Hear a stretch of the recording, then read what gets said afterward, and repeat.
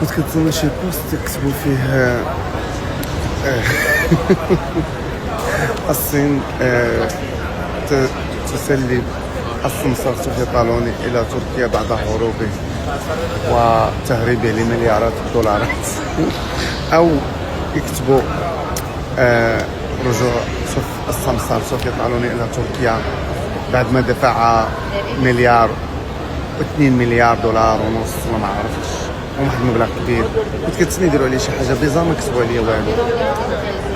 عرفوا يكتبوا بانه يخطط للهروب، ولكن ما عرفوش شي حاجه اللي غادي دابا انا راجع ما عرفوش شنو غيحطوا عليا. صراحه توحشتهم، كيعجبوني ملي كيحطوا عليا شي حاجه بزاف. شحال هادي ما حطوا عليا شي حاجه ماشي نورمال، شي حاجه كاينه تما. المهم السمسار سوفيا طالوني هو رجع لتركيا ليشتغل. يلا شوفوا لكم شي حاجه تحطوها اليوم ولا غدا قبل ما نوصل، لانه لو وصلت صافي ما بقى لكم ما تحطوا، خصكم تحطوا محدي انا يلا غنشد الطريق. فهمتوني؟